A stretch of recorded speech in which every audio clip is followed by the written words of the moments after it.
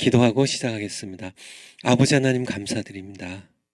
저희들 늘 하나님의 말씀 성경이 늘 곁에 있어서 또 이 말씀이 저의 마음속에 있어서 이 말씀 통해 늘 하나님께서 우리와 함께 하시고 또 예수님 우리와 함께 계시고 성령님 늘 우리 인도하셔서 너무너무 감사드립니다. 이 말씀 붙잡고 우리가 반드시 예수한국 복음 통일 이룰 수 있도록 말씀을 통해 저희들 사용해 주시고 또 이 말씀을 통하여 예수님 따라가며 우리가 늘 예수님의 평강과 소망과 기쁨을 하나님의 말할 수 없는 은총을 마음껏 누리는 저희 모두 될 수 있도록 은혜 베풀어 주시옵소서. 감사드립니다. 예수님의 이름으로 기도하옵나이다. 아멘. 예, 이제 오늘 곧 2시부터 오살리 집회 시작하는데 여러분들 아마 오살리에 많이 가 계시겠죠. 여러분들 이렇게 또 말씀으로 많은 은혜 받으시기 바랍니다. 하나님께서 여러분 때문에 대한민국을 반드시 살려주실 거예요. 여러분들 때문에. 미국에서도 또 많이 강의 들으시는데 미국의 여러 성도님들 감사드리고 또 대만에서도요 또 세계 각지에서 일본에서 강의 들으신 여러분들에게 감사드리고 또 우리 오살리 집회에도 여러분들 많이 제가 말씀 안 드려도 잘 이렇게 들으시겠지만은 우리 정광훈 목사님이 이제 200석 해놓으면 이제 말씀 집회만 집중적으로 하신대. 원래 정광훈 목사님은 정치의 뜻이 있는 분이 아니에요. 정광훈 목사님은 하나님께서 복음 전하라고 부르셨지 또 성령 집회하라고 부르셨지 정치하라고 부르신 게 아닌데 하도 정치인들이 이승만 대통령 통해서 하나님께서 세워놓으신 이 자유 대한민국을 하도 망치고 있으니까 이제 정광훈 목사님이 이제 나서신 거지. 그리고 정광훈 목사님은 지금 정치한 게 아닙니다. 전에 제가 말씀드린 것처럼 정치한 게 아니에요. 정치의 뜻도 없고 뭐 정광훈 목사님이 뭐 국회의원을 본인도 말씀하신 것처럼 하라고 그래도 안 하시지요. 이제 다시 복음으로 돌아가실 수 있도록 좀 정치한 분들이 좀 잘하셨으면 좋겠어요. 그리고 이번 집회에도 하나님께서 우리 정광훈 목사님 통하여 넘치는 은총 부어주실 줄 그렇게 믿습니다. 아까 이어서 우리 계속 우리 파워포인트 보고 좀 제가 늘 이렇게 성격이 그러니까 낙천적이에요. 좀 낙천적. 근데 그래서 이게 이렇게 사실 이렇게 성경론 이 강의를 요 앞 시간에 다 끝내려고 생각했는데 이렇게 하다 보니까 두 번째 시간까지 왔는데 우리 저보다 저가 굉장히 낙천적이거든요. 제가 이렇게 목회 뭐 30년 가까이 하면서 한 번도 교회에서 뭐 문제가 생기고 그래가지고 한 번도 잠을 설쳐 본 적이 없어요. 늘 그냥 잠 잘 자고 뭐 물론 이제 거기에 이제 믿음이 있기 때문에 그렇지만은 하나님 살아계신데 그렇죠. 그리고 이 교회가 내 교회가 아니고 하나님 교회잖아요. 내가 뭐 이렇게 걱정하고 막 노심초사 이렇게 이렇게 마음이 안달이 난 어쨌든 뭐 이렇게 뭐 그래가지고 뭐 그런다고 교회가 살고 그렇죠. 그러지. 물론 제가 이렇게 목회는 참 열심히 하는 편이었지만은 그거는 이제 교회가 우리 아버지 교회니까 하나님의 자녀로서 당연히 열심히 해야죠. 우리 아버지 교회니까. 그렇지만은 걱정 안 하고 그냥 성격이 또 워낙 이렇게 좀 낙천적이어서 이렇게 뭐 이렇게 강의에도 이제 그런 게 좀 드러나는데 저보다 더 낙천적인 분이 있는데 여러분 누군지 아시나요? 정광훈 목사님은 저보다 더 낙천적이에요. 진짜 낙천적이에요. 모든 걸 전부 다.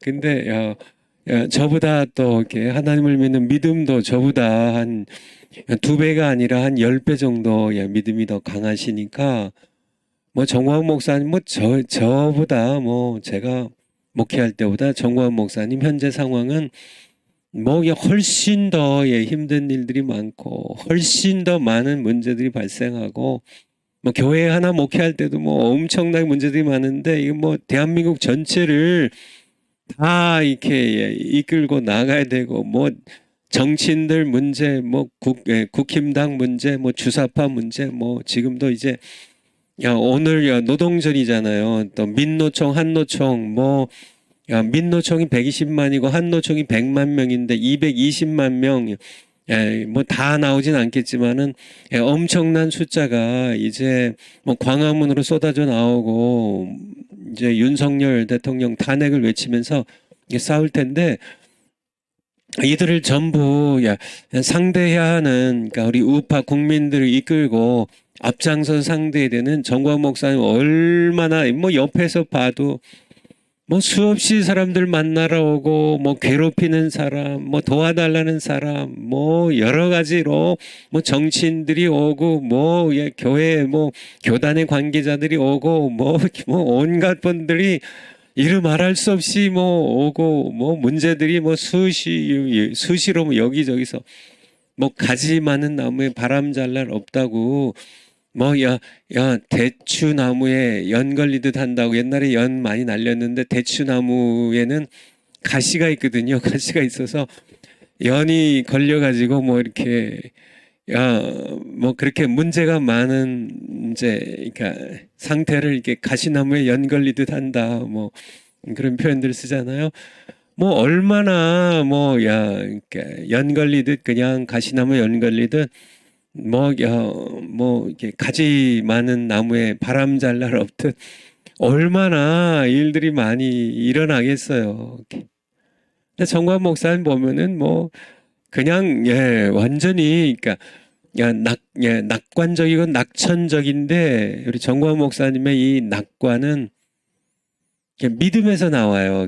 내가 옆에서 보기에는 참 귀한 게 이런 까딱 없이 참 잘 자고 씩씩하고 담대하게 하나님 말씀 전하고 또 우리 대한민국의 우파 세력들을 뭐 담대하게 이끌어 가시는데요. 전쟁터에 나가는 다윗처럼 이렇게 나가시는데 여러분들 이렇게 함께 계속 같이 기도하고 같이 싸우시고 요번 또 토요일 날 또 모인대요. 그러니까 우리 정광 목사님 우리가 따라서 같이 또 토요일 날 진짜 지난 토요일 날 엊그제는 정말 많이 모였더라고요. 근데 그러니까 종로 경찰서장이 결정한 건가요? 이게 도로를 이렇게 딱 반만 내주고 이렇게 반쪽에서는 차가 다니게 해서 이렇게 길게 모이고 또 뭐 이렇게 교보문고 쪽으로 뭐 세종대왕 그 동상 밑으로 뭐 이렇게 저쪽 길 건너편으로 또 이쪽에는 나무 밑에들 이렇게 많이 이렇게 모여 계시니까 이게 노출돼 있는 또 이렇게 길에 모이신 분은 또 길게 모이니까 이게 많이 안 모인 것처럼 자꾸 보이는데 이게 다 이렇게 막 이렇게 교보문고 쪽에 계신 분들 뭐 이렇게 뭐 세종대왕 동상 밑에 계신 분들 다 이렇게 뭐 나무 밑에 있는 분들 다 나와서 길 한복판에 모이면 이게 이제 외신을 타고 외신 기자들이 전 세계로 이제 이 집회에 대해서 이렇게 이제 뉴스로 퍼날르면 이 좌파들이 더 어려워지니까 일부러 그렇게 도로를 안 내주는 것 같아요. 정말 지금 그러니까 우파 대통령이 지금 세워졌어도 여전히 밑에 사람들은 다 자기 좌파의 그냥 좌파의 입장에서 이렇게 하니까 뭐 언론들도 마찬가지고 언론들도 계속 정광 목사님과 광화문 집회를 부정적인 측면에서 계속 보도하니까 그런 언론 보는 그런 사람들은 다 이렇게 정말 이렇게 정광 목사님과 광화문 세력이 어떻게 대한민국을 지금 바로 세웠고 또 바로 세워가는지 대한민국을 이렇게 살리는 그런 정말 이렇게 투사들이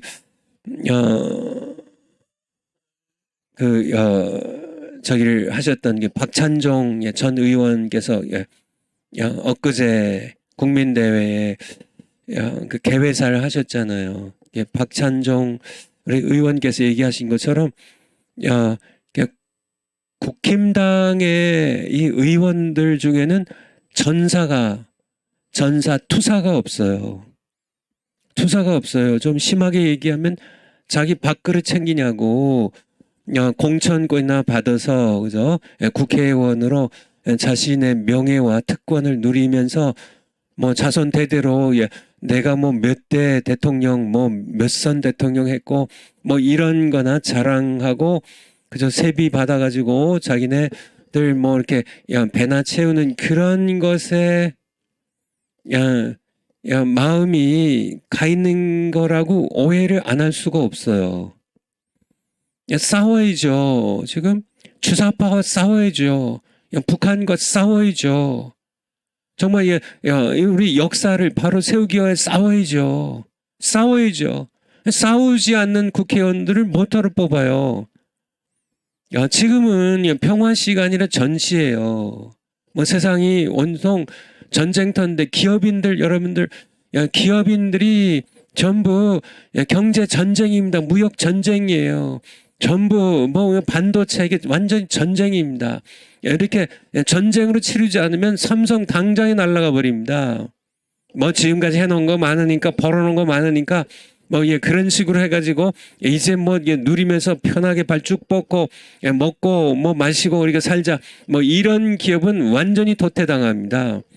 지금 죽느냐 사느냐 이렇게 싸워도 지금 살아남을까 말까 하는 그런 기업인들 그렇게 그들이 먹고 노는 줄 아세요? 식당에 작은 식당이라 할지라도 전부 싸움이에요. 그렇지 않나요?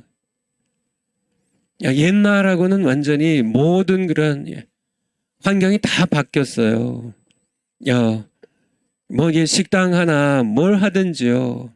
거기에서 정말 이렇게 치열한 경쟁 속에서 살아남지 않으려면 싸울 수밖에 없거든요. 뭐 이렇게 부정한 방법으로 싸운다는 게 아니라 정정당당하게요. 최선으로 정말 이렇게 고객들에게 맛있는 음식을 계속 준비하고 값싼 재료지만은 정성껏 깨끗하게 해서 이익을 창출해내야 되는 이것이 그렇죠. 이게 보면은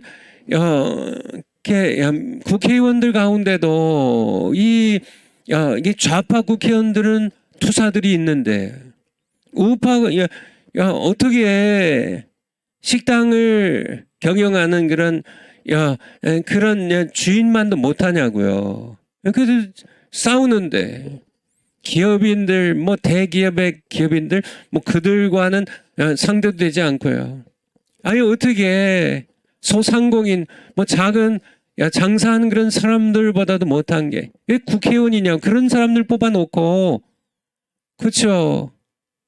어떻게 싸우지도 못하는 윤석열 대통령을 배출한 정당이잖아요. 윤석열 대통령 위해서 싸워야지. 언론들이 윤석열 대통령 공격하고 정말 이 더불어민주당에서 윤석열 대통령 공격하고 주사파가 공격하고 뭐 노동절에 뭐 민노총 뭐 이렇게 다 쏟아져 나와가지고 대통령을 공격하면 막아서서 싸우는 게 그게 국회의원들이 할 일 아니에요. 싸울 줄 모르는. 그래서 다 싸울 줄 모르니까 우파에는 제대로 싸울 줄 아는 그런 사람들이 없으니까 정광 목사님이 투사로 나섰는데 돕지는 못할 망정이에요. 돕지는 못할 망정. 정말 정광 목사님 뭐 아프시거나 어떻게 해서 정말 나서지 못한다면 여러분들이 뭐 입 닥치라고 뭐 우파 정당에 떠나라고. 그래서 정광 목사님이 입을 다문다면 정광 목사님을 대신해서 여러분들이 싸운다면 당연히 정광 목사는 그만두죠. 싸우지도 않을 거면서 더러운 일, 싸우는 일 정말 치열하게 정말 싸워서 정권을 다시 되찾아오고 지키려고 하는 정말 자유통을 이루려고 하는 정광 목사님 돕기는커녕 오히려 정광 목사님을 낙심시키고 제외시키고 밀어내려고 하는 그런 국민의힘에 정말 제가 정말 욕을 하고 싶은데 정말 욕을 먹어도 싸죠. 당신들이 싸우지 않으면서 기껏 싸워가지고 정권 바꿔놓으니까 이제 와서 또 그 혜택은 자기네들이 다 독차지하고 누리면서 싸워서 정권을 되찾아온 정광 목사님 밀어내려고 하는 당신이 무슨 생각으로 공천권 달려고 당신들의 이 특혜 이거 누리려고 하지만은 정광 목사님과 함께 여러분이 싸우지 않는다면 다시 빼앗기고 다시는 회복 불가능하게 다시 이제 정권 바뀌고 총선에서 실패한다면 대한민국은 지구상에서 사라질 수 있어요. 이게 정광 목사님의 헛된 경고가 아닙니다. 실제로 이루어질 수 있는 일이에요.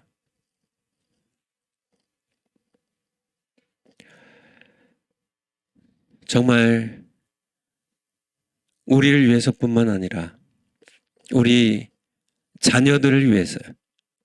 청년 세대와 우리 자녀들을 위해서 대한민국을 반드시 살려야 되는데요. 제가 보기엔 가장 큰 문제는 언론이에요. 언론이 좌파 언론 뭐 말할 것도 없고요. 좌파 언론에 계속 제가 정광 목사님 함께 이제 옆에 있으면서 와서들 말씀하시는 거 보면 뭐 황규학 우리 기자님이나 이런 분들 얘기 들어보면 북한에 이게 노동신문이라고 그래요. 북한의 노동신문 북한의 김정은의 이렇게 뭐 인터넷이나 선전 노동신문에서 주장하는 게 바로 이렇게 주사파랑 이 좌파 언론이랑 더불어민주당이 그대로 하더라고요. 옛날에 문재인 대통령이 계속 김정은의 대변인 노릇한 것처럼 거기에 기사가 뜨면은 이쪽 이렇게 더불어민주당이나 이게 이제 이쪽에서 그대로 움직이더라고요. 정말 뭐 김여정이 뭐죠 우리 박상학 우리 대표님이 하는 이 대북에 이게 전단 보내는 거 풍선 보내는 거 그거 막으라고 하니까 바로 국회가 뭐 즉시 움직여가지고 그거 뭐 금지법을 이렇게 통과시킨 것처럼 완전히 지금 그들의 상전은 김정은이고 김여정이죠. 걔 움직이는 이 더불어민주당 우리 국힘당에서 싸워야죠. 그거 놓고 제주 4.3 사건 그게 남로당이 일으키는 대한민국 건국을 방해하려고 남로당이 일으킨 김일성 참 지시에 의해서 남로당이 일으킨 무장 폭동 반란 사건인데 수많은 경찰 가족 양민들 죽였잖아요. 그거를 뭐 민주화 민주항쟁이라고 그렇게 하는 법에 국힘당 당신들이 아마 절반이 이상이 절반 정도가 다 찬성했잖아요. 당신들이 가지고 있는 대한민국에 대한 역사관이 뭐예요? 국가관이 뭐예요? 정말 그렇죠. 제가 그만 얘기하죠. 예. 예, 파워포인트 예, 올려주실까요? 예, 성도들이 성경 읽을 때 예, 하나님의 백성이라면 예, 하나님을 경외하는 마음으로 성경을 대하라는 결코 예, 지금도 하나님은 말씀하시니까 성경 읽으면서 제발 좀 들으라는 좀 수동적으로 좀 하나님 앞에서 좀 그렇게 설치지 말고 들으라는 예, 하나님 예, 성경에 읽으면서요. 하나님 이 말씀 통해 저에게 무슨 말씀하시려고 하시나요? 말씀하시옵소서 주의 종이 듣겠나이다. 이렇게 어린 사무엘처럼 그렇게 성경을 읽으라는 거고요. 두 번째는 먹지 않으면 죽는다는 각오를 읽으라는 얘기입니다. 예, 먹지 않으면 죽는다는 각오로. 실제로 먹지 않으면 우리의 몸이 죽지만은 하나님의 말씀을 먹지 않으면 우리의 영혼이 죽습니다. 우리의 영혼이 죽는다는 그런 말씀을 드렸고요. 짐승이 아니라 사람이라면 사람이 떡으로만 산 것이 아니요 그 말씀을 근거해서 드린 말씀입니다. 좀 강한 말씀이지만은 정말 심각하게 내가 짐승이 아니고 사람이니까 말씀이 그렇잖아요. 사람이 짐승과 달라서 떡만으로 산 것이 아니라 여호와의 입에서 나온 모든 말씀으로 살 것이니라. 그렇게 신명기 8장 3절에서 말씀하셨기 때문에 말씀을 먹으면 사람답게 산다는 거죠. 말씀을 안 먹으면 짐승처럼 살아가는 겁니다. 이렇게 이 공산혁명이 일어나면 다 짐승들이 되잖아요. 성경을 전부 금서로 정하고 불태워버리니까 북한도 마찬가지죠. 전부 성경이 집에서 발각되면 온 가족이 전부 다 처형을 당합니다. 그러니까 성경 하나님의 말씀 먹지 않으면 다 짐승화되는 거예요. 사람답게 살 수가 없어요. 먹되 즐겁게 먹으라. 먹되 즐겁게 먹으라. 시편 119편 97절부터 한번 보겠어요. 시편 119편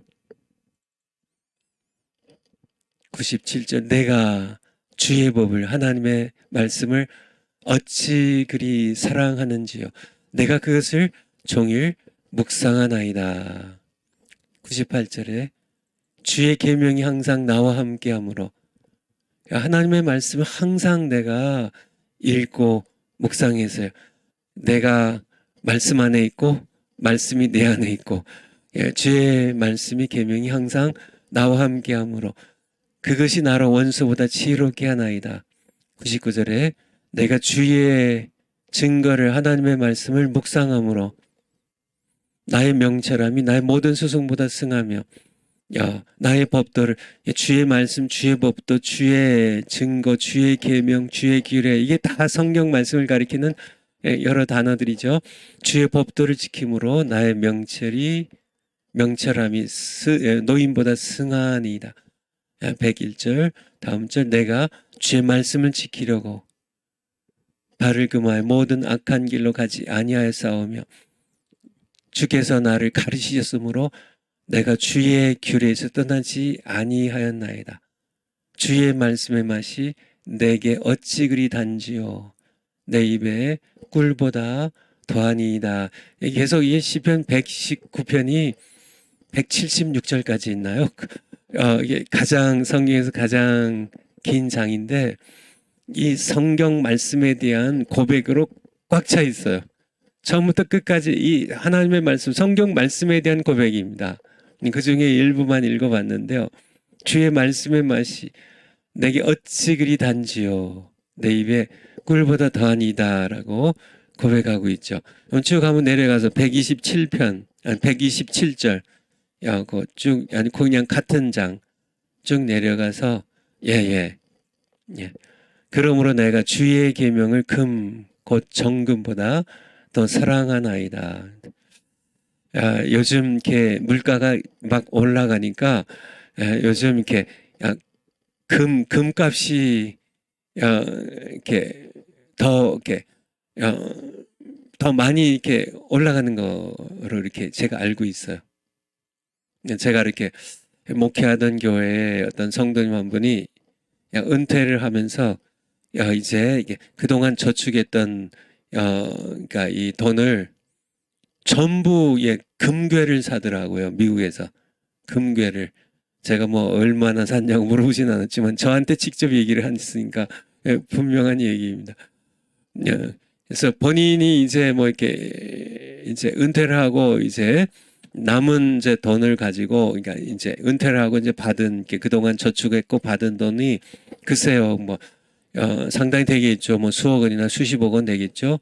그거를 뭐 주식에 투자할까, 뭐 부동산에 투자할까, 뭐 은행에 넣어서 은행 이자를 받을까, 뭐 여러 가지 이제 뭐 이렇게 국가 채권을 살 수도 있고 이렇게 하는데 이분의 생각은 다른 것들 뭐 주식값이 뭐 오르고 내리고 신경 쓰이고요. 뭐 이제 부동산에 투자해도 이제 집 사는 건데 집값도 뭐 올라갔다 내려갔다 하고 뭐 또 여러 이제 재산세도 내야 되고 뭐 이렇게 뭐 하니까 이분의 생각은 그냥 눈 딱 감고 그냥 금을 전부 사버린 겁니다. 그럼 이분 얘기가 반드시 오른대요. 이게 금은. 금은 반드시 오른대요. 왜냐하면 금처럼 변하지 않는 게 없다고. 금을 뭐 상당히 많이 샀겠죠. 해서 딱 이제 잠겨 놓으면 뭐 10년 뒤에 20년 뒤에 이제 본인이 이제 필요할 때 이제 돈으로 바꾸겠다는 거죠. 아마 수천 년 동안 뭐 성경에 창세기 1장부터 창세기 2장부터 금 얘기가 나오니까 이게 네 강 중에 하나에 금이 나는 그런 강이 있었으니까 태초부터 정말 이렇게 지금까지 가장 사랑받는 거 하나를 꼽으라면 아마 이게 금이 아닐까 싶어요. 금이 아닐까. 금은 뭐 이렇게 예수님 오실 때까지 사람들이 금을 좋아하겠죠. 이게 현찰, 가장 확실한 현찰. 그렇죠. 이렇게 돈은 이게 종이 조각이 될 수도 있겠지만은 뭐 주식도 이게 종이 조각이 될 수 있겠지만은 이 금만큼은 변치 않는 그런 가장 이렇게 중요한 자산 중에 하나고, 그래서 이 정금을 이렇게 좋아하는데 사실 시편 119편을 통해서 우리 주신 말씀은, 하나님의 말씀은 금, 곧 정금보다 더 사랑받아야 하는 귀중한 것임을, 여러분들이 성경을 읽으면 금 캐는 것처럼, 사실 금 캐는 것보다 노다지 금 캐는 것보다 하나님의 말씀을 더 사랑하는 여러분들이 되시기를 축원을 드립니다. 그리고 욥기 한번 볼까요? 욥기 23편 12절. 욥기 23편 12절. 욥의 신앙 고백인데요. 내가 그의 입술의 명령을 어기지 아니하고 일정한 음식보다, 하루 세 끼 음식보다 그 입의 말씀을 귀히 여겼구나. 욥이 대단한 사람입니다. 그렇죠? 대단한 사람이에요. 그러니까 욥기 1장에도 하나님이 인정하시잖아요. 사탄이 이제 두루 세상을 돌아다니는 이 사탄이 자 우둔 사자처럼 삼킬자를 찾아 헤매면 두루 다니는 이 사탄이 하나님께 두루 다니다가 물론 이제 지금은 쫓겨났지만은 이제 하나님 앞에 나왔을 때 하나님께서 사탄에게 너 뭐 하다 왔냐? 두루 세상을 다니다 왔습니다. 두루 세상을 다녔으면 너 내 종 욥 받겠구나. 하나님께서 욥을 칭찬하시죠. 정말 그렇게 순전하고 정금처럼 그렇게 순전하고 의로운 사람은 없다. 이렇게 하나님 칭찬하시니까 욥이 이제 그러니까 사탄이 이제 욥을 흉을 보기 시작해. 다 하나님께서 뭐 소도 주시고 양도 주시고 낙타 주시고 재산을 이렇게 다 주시니까 그런 거지. 한번 빼앗아 보세요. 단번에 하나님 욕하겠죠. 이런 식으로 이제 욥을 이제 참소하는 욥의 흉을 보고 욥을 깎아내리는 이 사탄의 야, 그런 일들이 이제 진행이 욥기에서 이제 진행이 되는데요. 어쨌든 하나님께서 칭찬하실 만큼 그렇게 욥은 정말 순전하고 의로운 사람이었는데 어떻게 그렇게 정말 이렇게 하나님 보시기에도 의롭고 하나님 보시기에도 순전하다는 게 그의 삶이 이렇게 흠 없이 깨끗하다는 거죠. 물론 흠이 있지만은 하나님께서 그렇게 칭찬하신 거죠. 하나님 칭찬받을 어떻게 그럴 수 있었을까? 욥의 이 고백에서 나오는 거죠. 일정한 음식보다 내가 하나님의 입술의 명령을 어기지 않냐. 이게 뭐예요? 성경에 내게 명한 말씀들 내가 어기지 않고 과부를 돌보라 하시면은 돌보고요. 그렇죠? 악에서 떠나라고 하면 악에서 떠나고 그렇게 하나님의 입술의 명령을 어기지 아니하고 일정한 음식보다 내가 하루 세 끼 밥 먹는 것보다 하나님의 입에서 나온 말씀을 더 귀히 여겼구나. 이게 욥의 신앙 자세예요. 여기에서 나왔다는 거죠. 우리도 욥처럼 해야 된다는 얘기예요. 그러면 여러분도 하나님께 칭찬받을 겁니다. 여러분들은 이렇게 자녀들에게 엄마가 말이야, 아빠가 말이야. 하루 세 끼 밥 먹는 것보다 하나님 말씀 읽는 것을 더 귀히 여겼어. 그렇게 제가 이렇게 목회하던 산호세 이제 임마누엘 장로교에 제가 이렇게 불문율이라고 임마누엘 장로교 불문율이라고 그래서 교회 밖에서는 팁을 20% 이상 내라고. 대체 요번에 제가 지난 겨울에 또 우리 정화 목사님 이제 미주 투어 하실 때 가보니까 지금도 이렇게 제가 이렇게 만난 성도님 가운데 그런 얘기 하시더라고요. 지금도 이렇게 식당에 가면은 그러니까 제가 목회할 때 팁 20% 그러니까 예를 들어서 이렇게 100불어치 음식을 뭐 이렇게 주문해서 먹으면은 20불 이상 이렇게 이제 팁을 이렇게 넣는 거예요. 그러니까 뭐 120불이나 125불, 130불을 팁으로 이렇게 넣고 나오는 겁니다. 근데 이제 팁은 그러니까 우리가 자원해서 주는 거니까 굉장히 인색한 사람들이 많아요. 그 팁은 근데 주인이 갖는 게 아니고 거기서 일하는 이제 음식점에서 종업원으로 일하는 사람들이 나눠 갖는 거거든요. 그러니까 가난한 사람들이죠. 그냥 상당히 이제 그냥 상징적인 거죠. 이게 이제 사회 구성원 가운데 가난한 사람들, 그렇죠. 남편이 없거나 뭐 이게 여러 가지 어려워서 식당에 나와서 일하는 그런 사람들, 그들에게 이게 미국의 사회가 그렇게 돼 있으니까 이게 팁 문화가 있습니다. 그래서 팁은 미국의 팁 문화는 주인에게는 팁을 주지 않습니다. 여러분들 그러니까 미국에 사시는 분들도 이게 모르는 분들이 좀 있던데 주인이 경영할 때 그러니까 주인한테는 팁을 안 줘요. 그러니까 식당 주인에게 팁을 안 줍니다.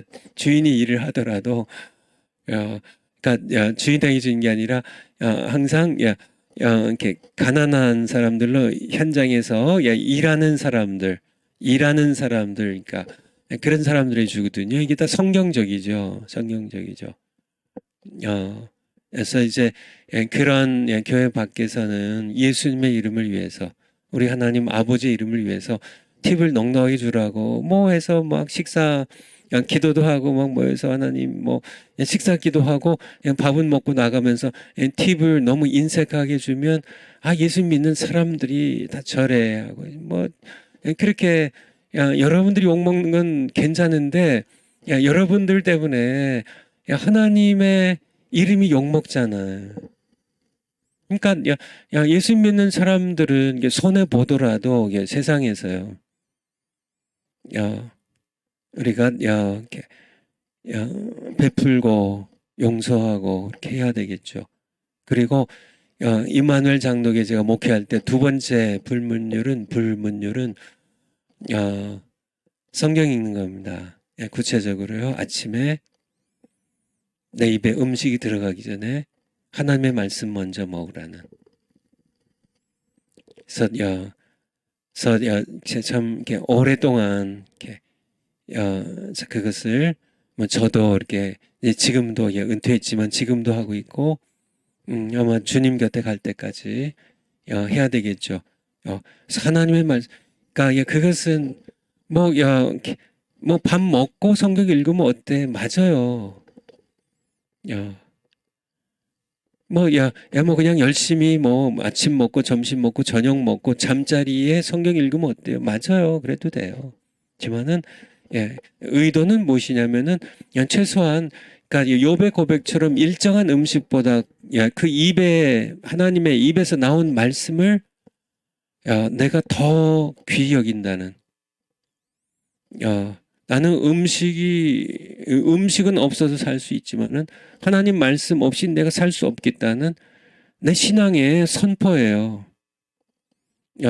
나에 대한 다짐입니다. 나는 하나님의 말씀이 육의 양식보다 더 중요하다. 어렵지 않아요.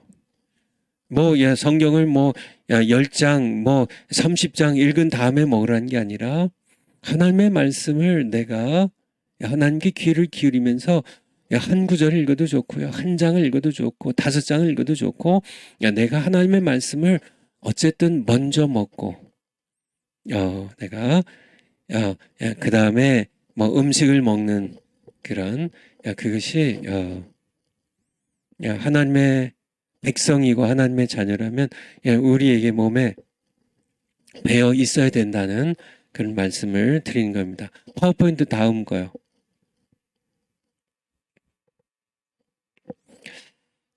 이제 성도님들에게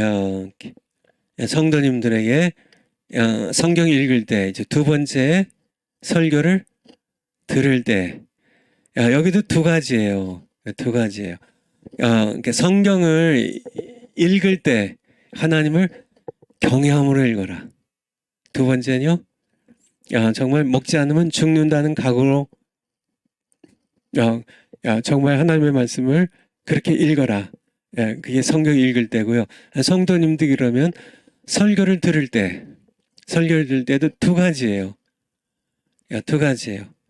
하나님의 백성이라면 하나님께서 세우신 종들이 하나님의 말씀을 선포할 때 사람의 말로 듣지 말고 하나님의 말씀으로 들으라는 겁니다. 이게 두 개예요. 이제 하나님의 말씀으로 들으라고 이제 두 번째가 복종하기 위해서 들으라. 이 두 가지예요. 설교를 들을 때 하나님의 말씀으로 들으라입니다. 설교를 들을 때 사람의 말로 듣지 말고 하나님의 말씀으로 들으라는. 하나님의 말씀, 사람을 통해서 우리는 듣기 때문에요. 사람의 말로 착각하기가 쉬워요. 하지만은 그를 통해서 하나님 말씀하신 거면 예레미야가 선포했어도 하나님께서 예레미야를 보내셨으면은 예레미야 입에서 나오는 말씀은 하나님의 말씀이란 얘기예요. 예레미야 사람의 말로 들으면 기분 나쁘고요. 왕인데 네가 뭔데 하고요. 예레미야를 옥에 쳐놓고 죽일 수도 있지만요. 그냥 그런 왕들이 있잖아요. 선지자를 그냥 돌로 쳐서 죽이기도 하고요. 또 이렇게 옥에 넣기도 하고 이렇게 그게 다 이렇게 하나님 그러니까 선지자의 입에서 선포된 말씀을 사람의 말로 들으니까 그렇죠. 네가 뭔데 하고요. 칼로 쳐서 죽이지. 근데 하나님께서 그 선자를 통해서 말씀하셨다고 하면 야단친 분이 하나님이신데, 그렇죠? 그러니까 하나님의 말씀으로 들으라. 이게 첫 번째예요. 설교를 들을 때 성도님들이 그러니까 문제는 있습니다. 오늘날 이렇게 너무나 많은 그런 목사님들이 사실은 이렇게 하나님의 말씀을 전하지 않고 자기 앞서서 제가 이렇게 목사님들이 설교할 때 이렇게 하라고 이렇게 제가 이렇게 나눴던 것처럼 그러니까 이렇게 자기 말을 전하니까 이게 목사라고 하면서 하나님의 종이라고 하면서 자기 말을 전하니까 성도님들이 헷갈리는 거죠. 지만은 우리가 기도하고 성경을 통해서 분별하면 저 목사님은 하나님 세우셨어. 그렇죠? 저 목사님은 이게 뭐 본인은 어떻게 생각하는지 모르겠지만은 내가 보기에는 하나님 말씀 전하는 분이 아니야. 다 뭐 자기 뭐 철학자 얘기 뭐 여러 뭐 자기 자랑 뭐 여러 뭐 세상의 뭐 얘기들 문학적인 얘기들 뭐 여러 가지 재미있게도 하고 뭐 유익하게도 하는데 성경 말씀을 전하지 않는다면 그 사람은 하나님 세우신 종이 아니죠. 지만은 정광 목사님 하신 것처럼 하나님의 말씀 성경 말씀을 전하는 정말 성령에 이끌리시면서 말씀 전하는 분이면 정광 목사님 입에서 선포된 말씀 정광 목사님의 말로 듣지 말고 하나님의 말씀으로 들으란 얘기죠. 이게 굉장히 중요한 겁니다. 그러니까 분별해서 이게 하나님의 세우신 종이다 하면 이해가 때로는 안 돼도요. 이해가 안 돼도 하나님의 말씀으로 이게 굉장히 틀리거든요. 정광훈 목사님의 말로 듣는 거랑 그러면 뭐 비판하고 뭐 이게 뭐 비웃고 뭐 그럴 수 있죠. 지만은 정광훈 목사님 통해서 하나님께서 말씀하신 거라고 듣는다면 그러면 듣게 되죠. 정신을 차리게 되죠. 그 말씀을 받아서 회개할 사람들 회개하고 복종할 사람들 복종하게 되죠. 그래서 하나님의 말씀으로 들으면 어떤 역사가 일어나냐면 그 말씀이 내 속에서 일을 시작해요. 역사한다. 일을 해요. 하나님의 말씀, 이렇게 사도 바울이 설교했지만은 사도 바울의 설교를 하나님의 말씀으로 내가 받아들이면 그 말씀이 살아있고 운동력이 있어서요. 히브리서 4장 12절 말씀처럼 살아있고 운동력이 있어서 내 안에서 역사를 한다고요. 일을 해요. 참 하나님의 말씀이 일하는 것 여러분들이 좀 이렇게 간증을 좀 가지고 있어야 됩니다. 데살로니가 전서 2장 13절 한번 찾아주세요. 데살로니가 전서 2장 13절. 데살로니가 교회에 이제 마게도냐 지방에 데살로니가라는 도시가 있죠. 데살로니가 전서 2장 13절에 보면 이러므로 우리가 사도 바울의 일행이요 우리가 하나님께 쉬지 않고 감사함은 너희가 우리에게 들은 바 하나님의 말씀을 받을 때 이게 설교잖아요. 설교를 너희가 우리에게 설교를 들을 때 하나님의 말씀 이제 하나님의 말씀 전한 거예요. 사도 바울은 허투게 뭐게 헬라 철학을 전하거나 뭐게 뭐 이렇게 뭐 랍비들의 뭐 유전 전통을 전하거나 그렇게 하지 않았고 하나님의 말씀을 전했어요. 그래서 우리에게 들은 바 설교로 들은 바 하나님의 말씀 받을 때 사람의 말로 아니하고 하나님의 말씀으로 받음이니 진실로 그러하다. 이 말씀이 또한 너희 믿는 자 속에서 뭐 한다고요? 역사하느니라. 이 역사가 이게 일한다는 얘기입니다. 우리가 그러니까 이게 굉장히 중요해요. 설교 들을 때 정광 목사님을 예로 들어도요. 정광 목사님의 말로 들으면 뭐 이렇게 뭐 화도 낼 수 있고 비판도 할 수 있고 하겠지만은 정광 목사님을 통해서 하나님 말씀하신 거면 지난주에 어제 설교도 하나님의 말씀으로 받으면은 어떤 일이 일어나요? 이 말씀이 우리 믿는 자 속에서 역사를 해요. 일을 해요. 이 말씀이 일을 한다니까요. 이 말씀이 내 안에서 나를 변화시켜요. 내 안에서 나를 이끌어가요. 그래서 죄와 싸워서 이기게 하셔요. 참 내게 열매들을 맺게 해서 이 말씀이 우리 안에 거하면은 이 말씀이 거하면 우리 안에서 요한복음 15장에 포도나무의 비유에 나오는 것처럼 우리로 하여금 많은 열매를 맺게 해요. 열매를 맺게 해요. 이 열매 이게 정말 이렇게 말씀이 내 안에 계셔서 일을 해서 열매를 맺게 하는 이것을 맛보는 이거를 간증이라고 얘기하죠. 간증이라고. 간증입니다. 한번 파워포인트 다시 한번 가볼까요? 파워포인트 가보면 그러니까 일을 시작한다고요. 하나님의 살아있는 말씀이 내 안에서 역사하는 은혜의 간증이 내게 얼마나 있는가. 히브리서 4장 12절이요. 그러니까 이 말씀이 하나님의 말씀은 살아있고 운동력이 있다고. 하나님의 말씀은 살아서 일을 해. 말씀이 일을 해요. 그러니까 말씀의 실체는 예수 그리스도라고. 이 말씀과 함께 예수님이 생명의 말씀이시고 그러기 때문에 예수님의 말씀은 살아서 일을 해요. 내 안에 예수님께서 말씀을 통해 일하시고 예수님의 말씀이 내 안에서 역사를 해요. 그래서 이게 데살로니가전서 2장 13절의 말씀 그거잖아요. 그 말씀이 너희 속에서 역사하느니라. 일한다는 그런 열매를 맺는 거죠. 그래서 간증들이 생겨난다는 얘기예요. 생겨난다는 얘기. 누려본 자들만이 그 기쁨을 알 것이라. 그러니까 성경 말씀 이제 뭐 정화 목사님 통해서는 역사 참 많이 일어났는데 그렇죠? 뭐 광화문에서 참여했던 그런 성도들 가운데 그런 간증을 제가 이렇게 많이 들었는데 여러분들도 그 중에 한 분이실 거고요. 정말 이렇게 신앙도 없었는데 광화문에 어느 날 이렇게 우연히 갔다가 뭐 이렇게 집회가 있어서 들어봤더니 정광 목사님 설교예요. 거기에서 자기가 깨져가지고 하나님을 만났다고 방언을 받았다고 뭐 자기의 삶이 완전히 바뀌었다고 하는 분들이 뭐 부지기수로 많습니다.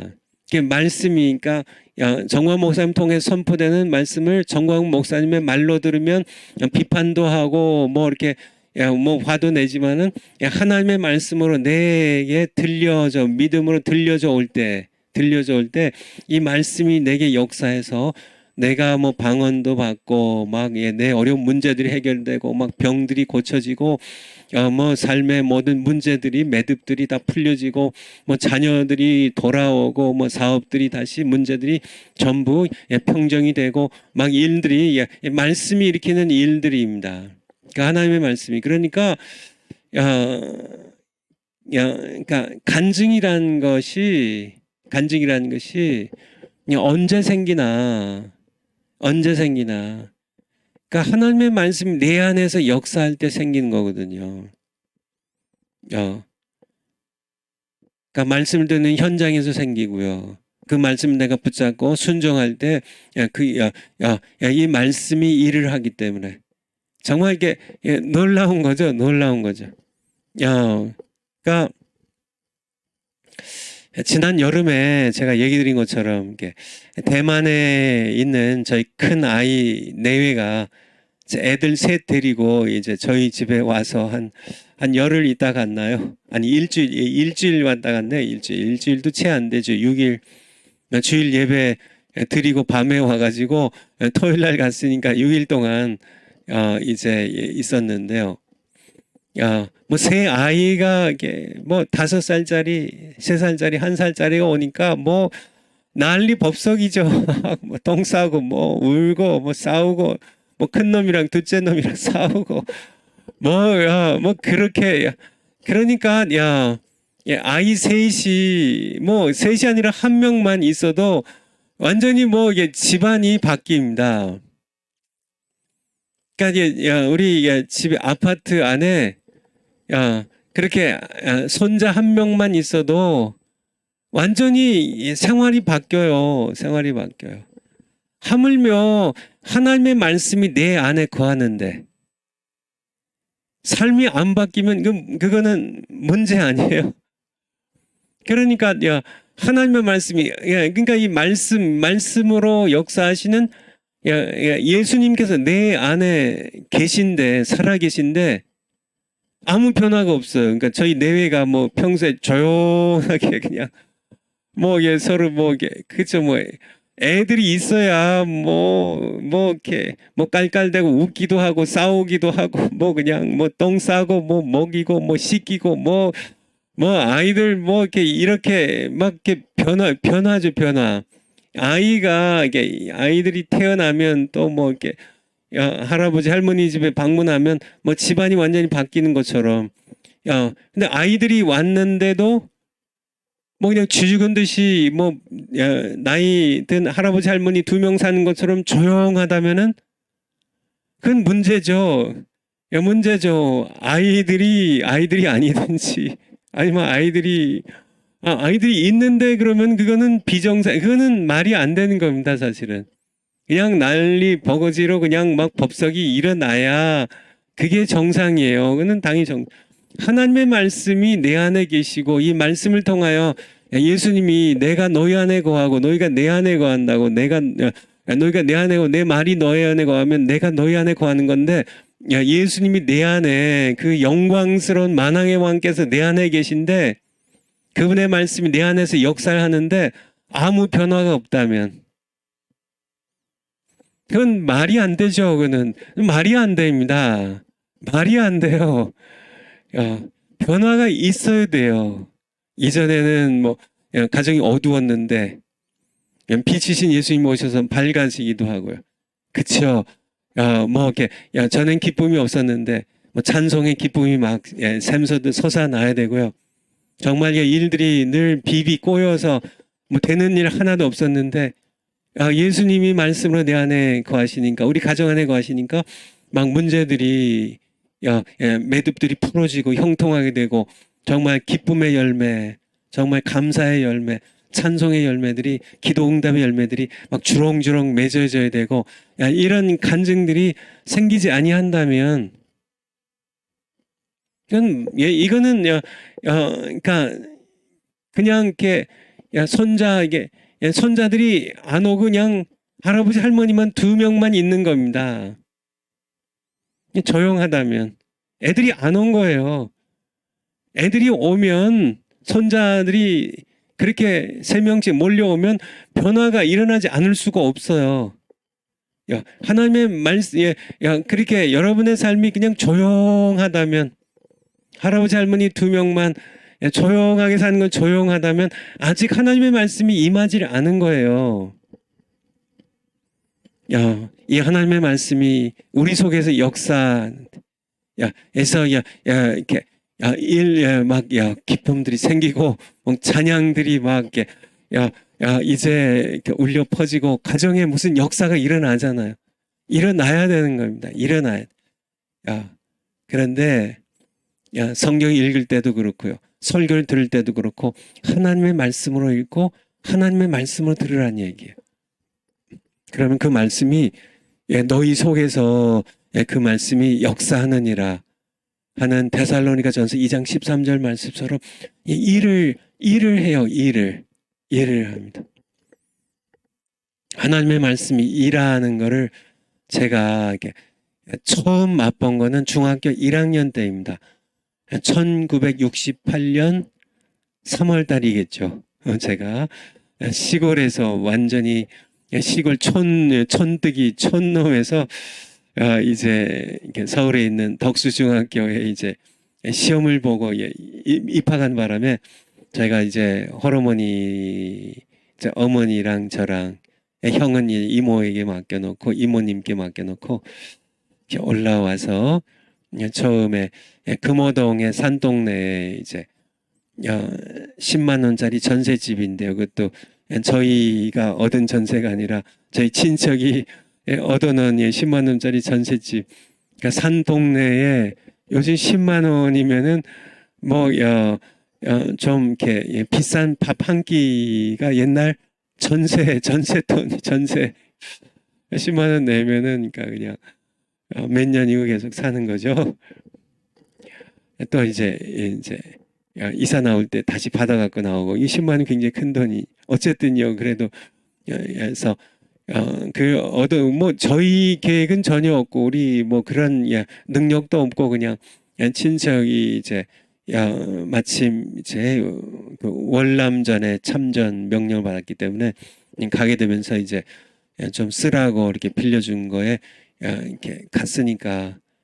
근데 그렇게 딱 가서 금호동 산 위에 정말 이렇게 쪽방처럼 이렇게 무슨 벌집처럼 이렇게 작은 방 하나 거기에 이제서 서울에 생활을 시작했는데 바로 그 방이 그 집이 이렇게 배단위 교회라고 이제 지금 한국중앙교회로 이름이 바뀌었는데 최복규 목사님이 목회하시던 배단위 교회 바로 그 근처에 아주 가까운데 한 50m 한 50m나 떨어졌을까요? 50m 뭐 멀어야 100m 안쪽에 그렇게 가까운 데 있어서 제가 어느 날 이렇게 수요 예배 때 어머니랑 같이 이제 예배 드리러 갔다가 우리 최복규 목사님의 수요 예배 설교를 듣고 처음 하나님의 말씀이 살아있다는 거를 하나님의 말씀 중학교 1학년 그 당시 중학교 1학년은 머리 빡빡 깎고요.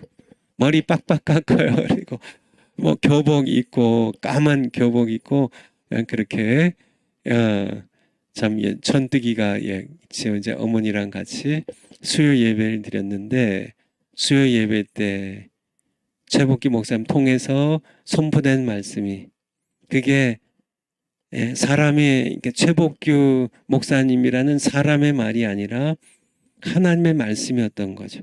하나님의 말씀이 저에게 이렇게 들려져 왔을 때 제가 시골에서 용인에서 자라면서 그 당시 지금은 뭐 시골도 아니고 지금은 뭐 완전히 도시가 됐지만은 그 당시 이제 시골에서 교회에서 이렇게 설교 듣던 그런 거하고는 정말 180도 다른 설교였죠. 시골에서 들었던 설교들은 일종의 사람의 말이었다면 사람의 말 영적으로 얘기하면 죽은 설교였지만은 최복기 목사님은 하나님의 말씀 살아있는 말씀 죽은 영혼을 살리는 말씀 그 말씀이 들려오면 우리 속에서 역사하는 말씀 그 말씀이 우리 안에서 역사를 해요. 세상이 줄 수 없는 기쁨을 줘요. 그거를 제가 중학교 1학년 때 맛을 봤잖아요. 사실 그 시간이 내가 하나님의 살아계심을 처음 경험한 것이고 하나님의 말씀이 살아 역사하는 것을 처음 경험한 시간이고 오늘날에 하나님께서 저 같은 사람을 만들기 시작하신 처음으로 직접적으로 저를 찾아오시고 만나신 바로 그 시간인데요. 그러니까 하나님의 말씀은 살아서 역사하는 그래서 사람의 말로 듣지 않고 하나님의 말씀으로 들으면 그 말씀이 우리 안에서 데살로니가전서 2장 13절 아까 읽었잖아요. 우리가 항상 감사하는 거는 우리가 전한 하나님의 말씀을 너희가 들을 때 사람의 말로 듣지 않고 하나님의 말씀으로 들음이니 이 말씀은 너희 속에서 역사하느니라. 이 말씀이 너희 속에 역사하느니라. 이 말씀 그대로이죠. 우리가 하나님의 말씀으로 들을 때 사람의 말로 듣지 않고 하나님의 말씀을 들을 때 이 말씀이 일을 해요. 역사를 해요. 나를 변화시켜요. 죽은 나를 살리기도 하고요. 병든 나를 고치기도 하고요. 우리의 삶의 모든 문제들을 해결하기도 하고 죄와 싸워서 이기기도 하고요. 역사를 일으킵니다. 역사를 일으켜. 근데 이런 역사가 없다면 아까도 얘기 드린 것처럼 뭐 이렇게 새 손자가 왔을 때 막 싸우고 막 야단 법석이 나는 것처럼 이게 없다면 왔다고 하는데 이게 없어요. 그러면 아이들이 안 온 거예요. 변화가 없다면 아이들이 안 온 거예요. 마찬가지로 하나님의 말씀이 내 안에서 역사가 없다면 내가 하나님의 말씀 아직 들은 게 아니에요. 인간의 말로 들은 거라 역사가 일어나지 않는 것이지. 무슨 말씀 드리는지 아시겠죠? 복음을 전하는데도 하나님의 역사가 아무것도 일어나지 않는다면 그렇죠. 복음을 전했는데 목사님이 강단에서 설교를 했는데 뭐 복음을 전했는데 하나님의 역사 일어나질 않아요. 뭐 이렇게 정말 이렇게 하나님의 역사가 일어나서 사람이 죽은 영혼이 눈물로 회개하고 거듭난다든지 병든 영혼들이 치유를 한다든지 살아계신 하나님을 경험하면서 뭐 여러 가지 뭐 은사들을 방언의 은사, 예언의 은사, 병 고치는 은사들을 받는다든지 뭐 교회가 이렇게 역사가 일어나서 변화가 일어나는 정말 문제 많았던 그런 사람들이 회개하고 문제들이 해결되고 술 주정꾼이 정말 고주망태라고 그러죠. 옛날에 술 주정꾼이 회개하고 술을 끊고 뭐 집사님이 되고 권사님이 되고 장로님이 되고 이런 역사들이 일어나지 않는다면 복음을 5년 10년 전하는데도 하나님의 역사 일어나지 않는다면 그건 밥 먹고 사는 목사님이죠. 그냥 밥 먹고 살기 위해서 목회하는 그런 목사님이죠. 복음은 반드시 사도행전에 보세요. 복음이 선포됐는데 역사 일어나지 않는데 그런 어디에서 빌립보에서 전하든지 데살로니가에서 전하든지 고린도에서 전하든지 안디옥에서 전하든지 어디에서 전하든지 성전에서 전하든지 어디에서 전하든지 역사들이 일어나지. 역사들이 일어나죠. 역사가 안 일어날 수가 없어요. 하나님의 말씀 살아있고 능력이 있기 때문에 이 말씀 복음이 바로 예수 그리스도인데 예수 그리스도께서 그 복음과 함께 찾아오시는데 역사가 일어나지 않는다면 그냥 애들 셋이 집을 방문했는데도 그냥 저희 집이 그냥 완전히 뒤집어지는 변화가 있는데 예수님이 말씀을 통해 찾아오시는데 그 교회 찾아오시고 그 현장에 찾아오시는데 아무 변화가 없다면 그거는 하나님의 말씀이 전파되지 않고 사람의 말만 전했든지 그런 거지. 그렇죠. 그런데 복음을 전하는데도 하나님의 역사가 아무것도 일어나지 않는다면 뭐 어디의 교회든지 뭐 서울에 있는 교회든지 뭐 지방에 있는 교회든지 뭐 부산에 있는 교회든지 광주에 있는 교회든지 목포에 있는 교회든지 목사님이 설교는 열심히 하시는데 하나님의 역사가 아무것도 일어나지 않아요. 그래서 늘 뭐 그냥 잔잔하게 뭐 그냥 뭐 설교 듣고 따분하게 설교 듣고 앉아서 다들 뭐 저는 듯 마는 듯 앉아 있다가 목사님 설교 잘 들었습니다. 다음 주에 뵙겠습니다 하고 가고 다음 주에 또 와서 꾸벅꾸벅 졸다가 뭐 그냥 지루해서 하품하고 있다가 그래서 또 가고 뭐 이렇게 된다면 하나님의 말씀 전하는 게 아니에요. 하나님의 말씀은 살아있고 운동력이 있어요. 살아있습니다. 죽은 영혼을 살려요. 선포되면 빛처럼 어둠을 물리쳐요. 모든 병든 영혼들을 고치고 병든 몸들을 고치거나 정말 변화 역사를 일으키죠. 그렇지 않으면 하나님의 말씀이라 할 수가 없죠. 인간의 말이죠.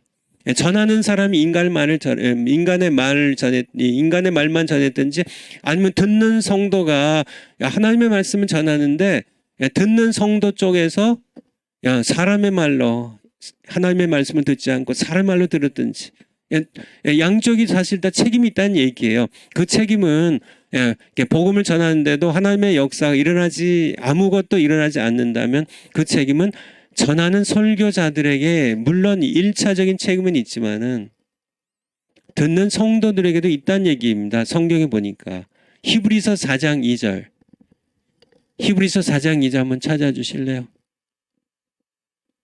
옹지 간사님? 제가 찾아서 좀 읽어드릴게요. 히브리서 4장 2절 그들과 같이 우리도 복음 전함을 받은 자이나 들은 바 그 말씀이 우리에게 유익하지 못한 것은 듣는 자가 믿음과 결부시키지 아니함이라. 이게 개역 개정판입니다. 있지만은 이 개역 한글판이랑 똑같아요. 그러니까 그들과 같이 우리도 복음 전함을 받은 자들이나 우리가 하나님의 말씀은 복음은 똑같이 들었어요. 근데 어떤 사람들은 어떤 교회는 역사가 일어나요. 똑같은 복음 뭐 산상수 마태복음 5장부터 7장까지 산상수를 전파하는데 어떤 교회는 이 역사가 일어나서 회개의 역사가 일어나고요.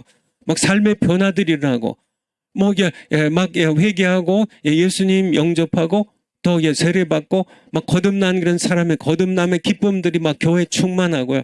막 이런 역사 일어났는데 똑같은 산상분 전하는데 아무런 역사가 일어나질 않아요. 그런 이유가 어디에 있나? 그런 그 말씀이 우리에게 유익하지 못한 것은 설교를 듣긴 들었는데 역사가 일어나지 못해. 유익하지 못한 것은 듣는 자가 믿음과 결부시키지 아니함이라.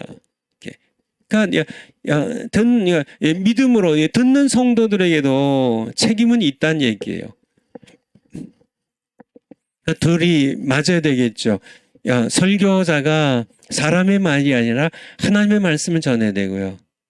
그러면 역사가 일어나는데 듣는 성도들의 입장에서도 사람의 말이 아니라 하나님의 말씀으로 들으면 이게 믿음으로 화합이 되면요. 목사님도 하나님의 말씀을 전하고 듣는 성도님도 하나님의 말씀을 받으면 그러면 그렇게 전선이 꽉 연결이 되는 것처럼 전선이 연결이 되면 이제 스파크가 불꽃이 튀고 불이 켜지고 역사 일어나는 것처럼 하나님의 말씀이 살아있고 운동력 있게 정말 역사를 일으키는데 막 열매들 맺게 하고 이제 뭐 이렇게 막 변화의 막 역사들이 막 구원의 기쁨들이 막 생기고 뭐 찬송의 기쁨들이 생기고 막 교회에 막 여러 가지 열매들이 막 맺히는데 반대로 그러니까 목사님도 사람의 말만 전하고 뭐 철학자 뭐 여러 가지 뭐 사람의 뭐 말만 전하고 듣는 사람도 사람의 말로만 들으면 아무 일도 일어나지 않습니다. 그러니까 일단은 성도들의 입장에서 설교를 들을 때 하나님의 말씀으로 믿고 들으란 얘기예요. 그러면 역사가 일어난다는 얘기예요. 파워포인트 한번 올려주실래요? 그거 지금 그거. 그러므로 사람의 말이 아니라 하나님의 말씀으로 믿고 들으라. 그리하면 세상이 줄 수 없는 놀라운 역사입니다. 죽은 영혼이 살아난 구원의 역사가 우리의 삶에 정말 말씀으로 나를 찾아오시는 예수님을 만나고 그분의 말씀이 내 안에서 일을 해서 정말 세상이 줄 수 없는 그런 기쁨을 세상이 줄 수 없는 복을 정말 내가 이 복을 이렇게 맛봐야 돼요. 이런 간증이 있어야 돼요. 간증이 있어야 돼요. 간증이 있어. 그러려면 어떻게 해야 된다고요? 사람의 말로 듣지 말고 하나님 말씀으로 들으란 얘기예요. 그러면은 너희 속에서 그 말씀이 역사한다고. 이것이 첫 번째. 파워포인트 다음 거예요. 설교를 들을 때 첫 번째는 뭐라고요? 하나님의 말씀으로 들으라는 얘기예요. 사람의 말로 듣지 말고. 두 번째는 복종하기 위해 들으라는 얘기입니다. 하나님께 두 가지예요. 성도님들 설교 들을 때 하나님께 복종하기 위해 들으라는 얘기입니다. 굉장히 중요해요. 굉장히 중요해요. 여러분들 설교를 이렇게 들으시는데요. 지난주에도 정원 목사님 통하여 이제 육신의 예수, 부활의 예수, 보혜사 성령님으로 만나주신 예수, 새 설교를 이렇게 들으면은 여러분, 그 설교 왜 들으셨어요? 왜 들으셨어요? 여러분들이 뭐 이렇게 이제 오살리에 가서도 이제 하나님 말씀 뭐 지금 이제 진행이 되겠네요. 설교 들으시는 분들 설교 왜 들으세요? 왜 들으세요? 이게 굉장히 중요한 얘기입니다. 왜 들으세요? 그러니까 이렇게 많은 분들이 설교를 이렇게 뭐 제가 이렇게 목회를 해봤으니까 많이 알죠. 은혜 받기 위해서 듣는데요. 은혜 받기 위해서 듣는데 이게 그러니까 은혜 받는 건 좋습니다. 근데 그게 설교를 듣는 목적이 아니에요. 은혜 받으려고 설교 듣는 거 아니에요. 성경에는 그런 말씀 없어요.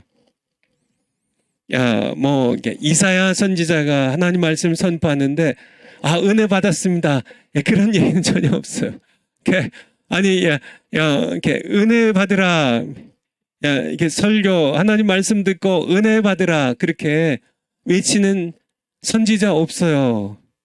예레미야 그렇게 했어요. 에스겔이 그렇게 했어요. 하박국이 그렇게, 호세아가 그렇게 했어요. 누가 그런 얘기 했나요? 신약 시대에도 정말 예수님 말씀 듣고 은혜 받았습니다. 감사합니다. 그런 산상수훈이 은혜 받으라고 하신 말씀인가요? 복종하라고 하신 말씀이죠. 복종입니다. 복종이요. 심령이 가난한 자는 복이 있나니 천국이 저희 것이며. 이렇게 심령이 가난하게 살아라는 명령을 얘기하는 거지. 은혜 받았습니다. 그게 그러니까 성경 어디에서도 은혜 받으려고 설교 듣는 거 아니에요. 성경은 창세기부터 요한계시록까지 전부 명령입니다. 명령. 아브라함에게요. 너는 본토 친척 아비 집을 떠나 내가 내게 지시할 땅으로 가라. 그냥 가라 하면은 명령입니다. 그냥 가는 겁니다. 들으라 이스라엘아. 우리 하나님 여호와는 오직 하나님 여호와시니 너는 마음을 다하고 성품하고 힘을 다하여 주 너희 하나님을 사랑하라. 이게 명령입니다. 사랑하면 되는 겁니다. 사랑하라 말씀하시는데 은혜 받고 말고 여지가 있어요. 우리가 사랑하면 은혜를 받는 겁니다. 복종을 통해서 은혜는 오는 것이지, 복종을 통해서 맺혀지는 게 은혜지, 하나님의 말씀은 복종하게 듣는 겁니다. 모든 말씀이 다 마찬가지예요. 모세를 통해서 마찬가지. 모세에게도 하나님께서 내가 너를 고통당하는 애굽의 노예 생활한 내 백성을 끌고 나와라. 너는 바로에게 가라 명령하실 때 영 복종입니다. 복종. 하나님 말씀 복종이에요. 모세를 통해 선포된 모든 말씀들 마찬가지입니다. 어린 양의 피를 임방과 문설주에 바르라 하면 그냥 복종하면 되는 겁니다. 은혜 받았습니다 하고요. 피 안 바르고 있다가는 전부 죽어요. 장자들이. 모든 말씀 다 마찬가지. 십계명 왜 주셨어요? 은혜 받으라고 주셨어요? 아닙니다. 십계명에 너는 나 외에 다른 신들을 내게 있게 하지 말라. 이렇게 하시면 명령이 그냥 복종하면 됩니다. 복종하면 은혜가 따라오는 거예요. 내 설교 자체를 은혜 받기 위해서 복종은 다 옆에 따로 제껴놓고 은혜 받기 위해서 왜 은혜를 못 받나요? 복종 안 하니까 못 받는 거죠. 복종이요, 복종. 복종하면 전부 하나님의 말씀에 복종하면, 계명을 지키면, 시편 119편 마찬가지잖아요. 모두 그 계명을 내가 청년이 무엇으로 깨끗하게 하오리까? 내가 그 말씀을 내 마음에 새기고 지키는 것으로요. 복종하는 겁니다. 지키는 거예요. 그 말씀에 따라서 살아가는 거예요. 그렇게 모든 말씀이 다 마찬가지입니다. 에덴 동산에 마찬가지예요. 따먹지 말라고 하시면 그냥 복종하면 되는 건데 하나님의 말씀 은혜로 들어요. 그러니까 복종을 안 하니까 모든 말씀 처음부터 다 마찬가지. 예수님 모든 말씀 다 마찬가지예요. 소아시아 7교회 하신 말씀들 다 마찬가지예요. 너희가 첫사랑을 잃어버렸다고. 회개하고 다시 어디서 떨어졌는지 다시 너희가 기억하고 첫사랑을 회복하라고 말씀하시면 은혜 받아요. 은혜 받았습니다 하고. 그렇죠. 목사님들도 문제지만은 이 말씀들을 늘 하나님의 명령으로 선포하지 않고요. 다 무슨 은혜 끼치려고 완전히 설교의 목적을 도취시켜가지고 완전히 그냥 변질시켜가지고 사람들이 듣고 싶어하는, 그쵸? 디모데후서 4장 1절 말씀부터요. 내가 하나님 앞과 산자와 죽은 자를 심판하신 예수 그리스도 앞에서 그의 나타나심과 그의 나라를 두고 엄히 명하는 너는 말씀을 전파하라고. 때가 이르니 사람들이 귀가 가려워서 사익을 줬을 많은 수송을 두고 그 귀를 진리에서 돌이켜 허탄한 이야기를 따를 것이라고. 허탄한 이야기를 좋을 것이라고. 그러니까 허탄한 이야기만, 그쵸? 은혜를 핑계대서 허탄한 이야기만. 하나님의 말씀은 회개하라면 회개하는 겁니다. 부모를 공경하라면 그냥 부모 공경하면 돼요. 부모 공경하라는 어버이 주일에 설교에서 은혜 받았다고 일어나면 그게 무슨 설교고 그런 자세로 설교 말씀 들으면 그게 무슨 소용이 있냐고요. 부모 공경하면 되는 겁니다. 부모 공경하라고 하시니까. 그렇잖아. 용서하라고 그러면 내가 너를 용서한 것처럼 너 용서하라고 하시면 그냥 용서하면 되는 겁니다. 뭐 은혜 받아요. 뭐 이렇게 용서한 뭐 남의 간증 듣고 뭐 은혜 받고 감동 받고 뭐 그리고 끝나면 그거는 하나님의 말씀 듣는 자세가 아니에요. 하나님의 말씀 다 마찬가지예요. 그냥 범사에 감사하라고 하시면은 데살로니가전서 5장 18절에 범사에 감사하라고 하시면 내가 범사에 감사를 못한다 할지라도 이 말씀 붙잡고 내가 범사에 감사하기 위해 애를 쓰고 노력하고 기도하고 하면 하나님께서 범사에 감사할 수 있도록 나에게 그런 마음도 주시고 힘도 주시고 믿음도 주시고요. 그냥 범사에 감사란 설교를 들었는데 은혜만 받아요. 감동만 받아요. 아 맞습니다 목사님 은혜 받았습니다. 범사에 감사하진 않아요. 노력도 하지 않아요. 그냥 은혜만 받아요. 은혜만. 그런 은혜는 그거는 은혜가 아닙니다. 그거는 속임수예요. 그건 모두 헛된 것들입니다. 그는 나를 속이고 내가 나를 속이고 남을 속이는 것일 뿐이에요. 내가 정말 범사에 감사라는 항상 기뻐하고 쉬지 말고 기도하고 범사에 감사 이 말씀 붙잡고 뭐 100만 번의 설교 듣는 것보다 단 한 말씀이라도 범사에 감사하는 이 말씀 범사에 감사하는 이 말씀 하나 붙잡고 내가 승부를 거는 겁니다. 정말 내가 예수님 때문에 내가 범사에 감사하겠습니다. 예수님 안에서 그렇게 살아내면요 그 말씀이 내 안에서 역사한다니까요. 이 말씀이 내 안에서 열매를 맺게 한다니까요. 이 말씀이 내 안에서 일을 한다니까요. 정말 범사에 감사할 수 있도록 나를 이렇게 변화시키고 내 안에 정말 감사할 수밖에 없는 그런 놀라운 간증거리들이 막 생겨나게 한다니까요. 하나님께서 하신 일이죠. 그러니까 복종하기 위해 설교를 듣는 목적 자체가 이게 완전히 변질되어 있으니까 이게 사탄의 속임수죠. 사탄의 속임수입니다. 설교를 다 은혜 받기 위해서 들어요. 성경에 어디 하나님의 말씀을 은혜 받기 위해서 선지자들이 은혜 끼치려고 설교한 그런 내용들이 어디 있어요? 사도들이 뭐 서신서 보내면서 사도행전에서 은혜 끼치려고 아니잖아요. 하나님 말씀이 역사하는 겁니다. 그냥 말씀 붙잡고 복종하면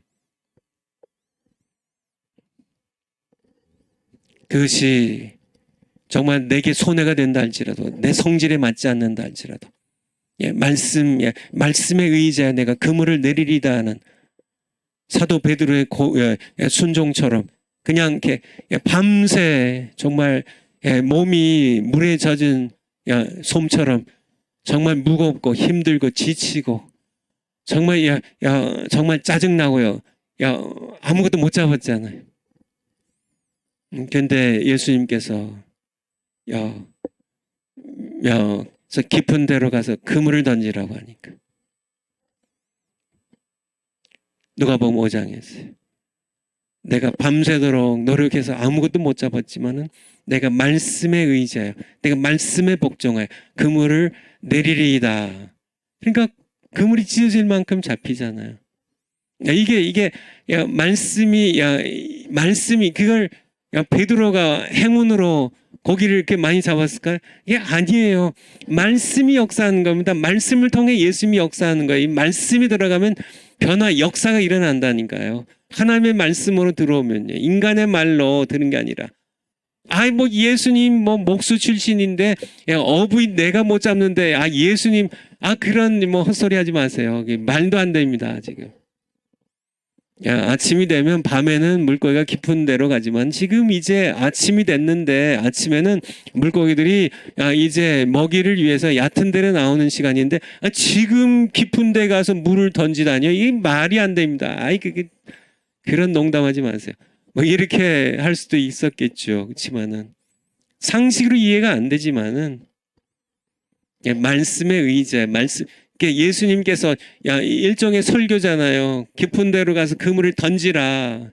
이해가 안 되지만은 자기의 판단으로는 이게 도저히 이게 뭐 어리석은 지금 뭐 힘이 펄펄할 때도 모르지만은 지금 뭐 다 완전히 건축이 되도록 녹초가 됐는데 지금은 또 이게 때가 아닌데 그물 씻고 이제 가서 쉬어야 또 다시 또 그물을 내릴 수 있는데 지금 가서 또 던지라고요. 이건 말이 안 됩니다. 이건 말이 안 됩니다. 지만은 그냥 설교는 복종하게 듣는 겁니다. 복종하기 위해서. 복종하면 그러니까 성경 전체가 다 그렇게 돼 있다는 거예요. 그렇게 돼 있다는 거예요. 파워포인트 한번. 설교를 들을 때 하나님께 복종하게 들으라는 이유다. 나는 설교를 왜 듣는가? 여러분 왜 들으세요? 이게 잘못된 사람들이 의외로 많아요. 엄청 많아요. 목사님들도 본인들이 왜 설교하는지를 몰라요. 그래서 감동적인 얘기. 그죠? 뭐 성도님들이 이렇게 즐겁게 듣고 뭐 요즘 말로 그냥 은혜 받는 설교. 은혜 받는 설교. 그게 아니에요. 하나님 성경 모든 말씀은 명령이에요. 그것의 요약이 십계명이고요. 예수님께서는 하나님 사랑, 이웃 사랑으로 배고픈 사람 있으면 먹이라는 얘기입니다. 너에게 죄 지은 사람이 있으면 내가 용서했더니 너도 용서란 얘기. 뭐 이런 이렇게 설교는 그렇죠. 죄 지고 범죄하는 그런 백성들, 우상 숭배한 백성들에게 회개하고 돌아오라는 선지자들의 주된 설교가 바로 하나님의 명령이죠. 돌아오란 명령이죠. 그럼 돌아오면 되는 겁니다. 가라고 하면은 가면 되는 거고요. 이게 설교를 전하는 목적이고 듣는 목적이에요. 그래서 설교를 듣는 주된 목적은 내가 즐기는 것도 아니고요. 성경 지식을 얻기 위한 것도 아니고 심지어 은혜를 받기 위함도 아니다. 하나님의 말씀을 듣는 주된 목적은 하나님께 순종하기 위함임을 분명히 알아야 된다. 신구약 성경은 창세기 1장부터 요한계시록 22장까지 하나님의 명령으로 가득 차 있습니다. 창세기 1장 28절부터 명령이 나오네요. 생육하고 번성하라고요. 생육하고 번성하라고. 생육하고 번성하면 되는 거예요. 그냥 이게 하나님 말씀 처음부터 이 명령이 2장 16절에 선악을 알게 하는 나무의 열매를 먹지 말라고 하시면 그냥 안 먹으면 되는 겁니다. 그냥 믿음으로 듣고 읽고 복종하면 돼요. 내 삶과 신앙이 형통할 것이다. 여호수아 1장 8절 뭐 많이 들었던 봤던 말씀입니다. 이 율법책을 내 입에서 떠나지 말게 하며 그것을 주야로 묵상하고 그 가운데 기록한 대로 1장 8절 다 지켜 행하라. 그리하면 이 율법책을 내 입에서 떠나지 말게 하며 주야로 그것을 묵상하여 그 가운데 기록한 대로 어떻게 하라고 다 지켜 행하라. 이 율법책에 기록된 모든 말씀, 이 말씀은 지켜 행해야 되는 복종해야 되는 하나님의 말씀이에요. 그러니까 이 말씀을 가지고 설교하는 사람들은 다 하나님의 백성들이 이 말씀에 복종하도록 선포하는 게 설교고요. 성도님들은 이 말씀을 통해 설교 듣는 데는 항상 이 말씀에 기록되어 있는 이 율법책에 기록되어 있는 모든 말씀을 복종하기 위해서 설교를 들으라는 얘기예요. 그리하면 내 길이 평탄하게 될 것이라 내가 형통하리라 이렇게 우리에게 말씀하고 계세요. 신명기 30장 한번 볼까요? 신명기 30장 11절부터 신명기 30장 11절부터 신명기 30장 11절부터 내가 오늘날 네게 명한 이 명령은 네게 어려운 것도 아니요 먼 것도 아니라 이제 설교죠. 오늘 설교가 명령이란 얘기예요. 12절에 하늘에 있는 것도 아니니 내가 이르기를 누가 우리를 위하여 하늘에 올라가서 그 명령을 우리에게 가지고 와서 우리에게 들려 행하게 할고 야, 이제 이게 설교인데 하늘에 올라가서 뭐 설교를 가져다가 야, 설교를 해가지고 야, 들려주어서 행하게 할고 할 것이 아니요. 13절에 야, 이것이 바다 밖에 있는 것이 아니니 내가 이르기를 누가 우리를 위하여 바다를 건너가서 이 명령을 설교를 우리에게로 가지고 와서 우리에게 들려 행하게 할고 할 것도 아니라 14절에 오직 그 말씀이 내게 심히 가까워서 내 입에 있으면 내 마음에 있은즉 내가 이를 행할 수 있느니라. 15절에 보라 내가 오늘날 생명과 복 사망과 화를 네 앞에 두었나니 곧 내가 16절 오늘날 너를 너희에게 명하여 야, 네 하나님 여호와를 사랑하고 이게 설교입니다. 야, 그 모든 길로 행하며 하나님의 길로 행하며 야, 그 명령과 규례와 법도를 지키라 하는 것이라. 이 설교는 야, 하늘 위에 있어서 먼 것도 아니고 바다 끝에 있어서 가져와야 되는 것도 아니고 야, 이 말씀은 바로 우리가 늘 읽고 듣고 야, 하는 야, 우리 곁에 우리 안에 있으니까 야, 이 설교를 듣고 이게 지키란 얘기예요. 하나님을 사랑하고 명하여 너를 명하여 복종하게 하니까 하나님 복종해 사랑하고 하나님의 모든 길로 행하고 그 명령과 규례 법도를 지키라는 것이라. 그리하면 네가 생존하며 번성할 것이요. 또 네 하나님 여호와께서 네가 가서 얻을 땅 가나안 땅에서 네게 복을 주실 것임이니라. 그러니까 이게 설교거든요. 설교는 모세가 한 것처럼 설교는 그냥 복종하기 위한 거 그냥 이렇게 명하신 대로 명령과 규례 법도대로 그냥 복종하면 됩니다. 그러면 사는데 엉뚱하게 그냥 은혜 받기 위해서 뭐 성경 지식이나 늘리고 그거는 아니란 얘기는 그냥 뒤에 따라오는 겁니다. 파워포인트 그래서 이제 마지막 요게 이제 지난 9월부터 시작한 성경론의 마지막 부분입니다. 마지막 부분. 오늘 이제 이 시간에 이제 5분 안에 다 마치고 다음 주 월요일에는 이제 특강으로 이제 설교학을 좀 성경론에 입각한 설교학으로 이제 다른 과목으로 좀 넘어가려고 하는데요. 마지막으로 말씀하고 이제 마치도록 하겠습니다. 하나님을 사랑하라, 회개하라, 성령을 받으라 등 하나님의 말씀을 들었을 때, 설교를 들었을 때 나는 은혜를 받고 끝나는가? 아니면 복종하는가?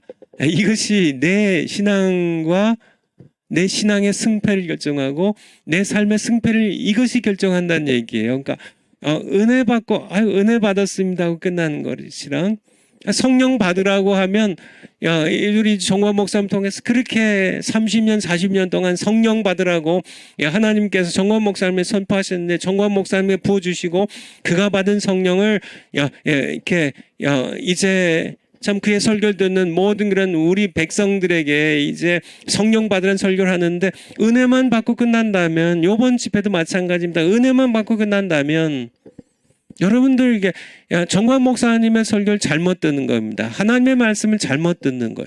복종하셔서 성령 받으라고 하면 성령을 받으시면 돼요. 어떻게 받나? 하나님은 주시니까. 그렇죠? 아니 자식이 생선 달라는데 뱀을 던져주고 떡을 달라는데 돌을 줄 그런 돌덩어리를 주는 그런 부모가 있겠느냐. 너희가 악할지라도 자식이 좋은 것을 줄 아는데 하물며 너희 성령 하늘에 계신 아버지께서 구하는 자들에게 성령을 주시지 않겠느냐고. 누가복음 11장 13절 말씀이잖아요. 구하라면 주실 것이요. 11장 9절 말씀입니다. 구하면 주신다고 말씀하시니까 우리가 믿고 정관 목사님의 설교 하나님의 말씀으로 듣고 성령 받으라는 명령으로 선포가 되면 이 말씀 듣고 내가 정말 이렇게 정관 목사님 인도하는 대로 그렇게 간절히 구하면 다 받는데 저는 복종입니다. 설교는 복종이에요. 회개하라면 회개하고요. 우리가 하나님의 말씀을 이렇게 들어야 된다는 그런 말씀이에요. 우리 이 시간이 다 갔는데요. 성경 한 두 군데만 찾아보고 마치겠습니다. 로마서 2장 13절. 로마서 2장 13절. 하나님 앞에서는 율법을 듣는 자가 의인이 아니요 오직 율법을 행하는 자라야 의롭다 하심을 얻으리니. 그러니까 이게 사도 바울이 얘기한 겁니다. 사도 바울이 오직 의인은 믿음으로 말미암아 살리라는 로마서 1장 17절 말씀을 이렇게 선포했던 하나님의 종 사도 바울이 얘기한 거예요. 이렇게 사도 바울도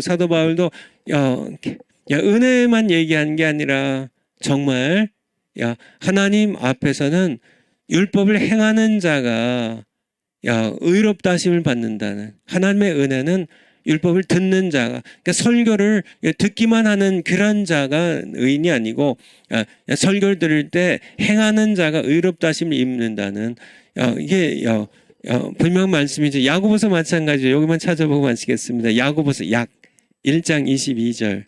야고보서 1장 22절. 너희는 도를 행하는 자가 되고 듣기만 하여 자신을 속이는 자가 되지 말라.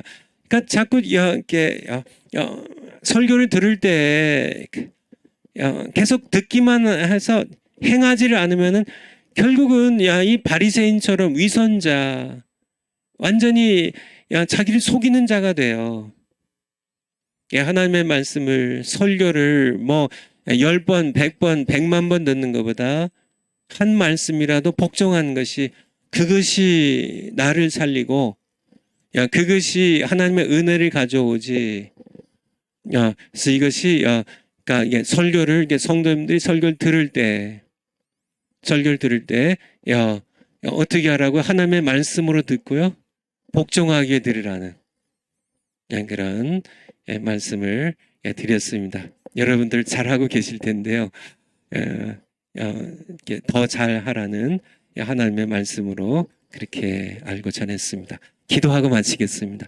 아버지 하나님, 이렇게 이제 작년 가을이 시작되었던 성경론을 이제 오늘 마칩니다. 긴 시간 우리를 통해 우리에게 주신 말씀들 우리가 마음에 새기고 성경을, 하나님의 말씀을 더욱 사랑하고 성경 말씀 읽을 때 늘 하나님의 말씀으로 읽고 이 말씀을 통해 우리에게 찾아오시고 말씀하실 때 복종하기 위해 듣는 저희들 되게 하시옵소서. 예수님의 이름으로 기도하옵나이다. 아멘.